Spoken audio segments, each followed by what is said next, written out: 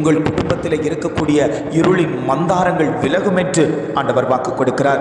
அவர் ஆதியிலே தேவனோடு இருந்தார். தேவனோடு உரையாடி கொண்டிருந்த நல்ல தகப்பன் தான் இன்று நம்மத்தியில் உலாவிக் கொண்டிருக்கிறார். சகலமும் அவர் மூலமாய் உண்டாயிற்று. உண்டானதொன்றும் அவரை அல்லாமல் உண்டாகவில்லை. எந்த ஒரு காரியமும் தேவனை அறியாமல் உண்டாவது இல்லை. எந்த ஒரு காரியமும் நாம் மறைமுகமாக செய்வோமேயானால் அது தீமையாகவே முடியும். எந்த ஒரு காரியமாக இருந்தாலும் தெய்வ சமூகத்தில் வைத்து, ஆண்டவரே இந்த காரியம் உங்கள் முன்னாடி நான் வைக்கிறேன், அதை எனக்கு நன்மையாய் மாற்றி தாங்கன்னு சொல்லி கேட்பீர்களே ஆனால் அந்த காரியத்தில் தேவனுடைய கரம் வைக்கப்படும். அந்த காரியம் நன்மையாய் மாறும். ஆண்டவர் சொல்லுகிறார், உலகத்திலே வந்து எந்த மனுஷனையும் பிரகாசிப்பிக்கிற ஒளியே அந்த மெய்யான ஒளி. தேவன் உலகத்தில் அசைவாடி கொண்டிருக்கிறார்.